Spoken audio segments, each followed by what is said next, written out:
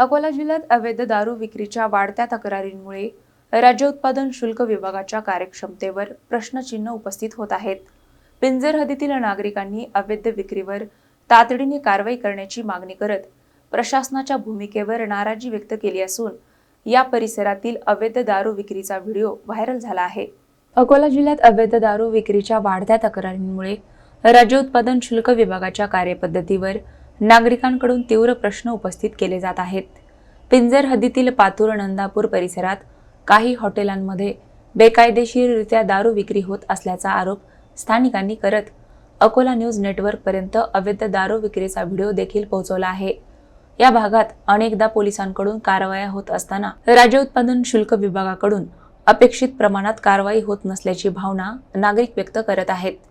त्यामुळे अवैध दारू विक्री रोखण्याची जबाबदारी नेमकी कोणाची असा सवाल उपस्थित केला जात आहे. या प्रकारामुळे युवक व्यसनाधीन होत असल्याची चिंताही व्यक्त केली जात आहे. नागरिकांनी या संपूर्ण प्रकरणाची निष्पक्ष चौकशी करून दोषींवर कठोर कारवाई करावी अशी मागणी केली आहे. मात्र या आरोपांबाबत राज्य उत्पादन शुल्क विभागाची अधिकृत भूमिका अद्याप समोर आलेली नाही. पुढील तपास आणि अधिकृत प्रतिसादानंतरच या आरोपांचे स्वरूप स्पष्ट होणार आहे.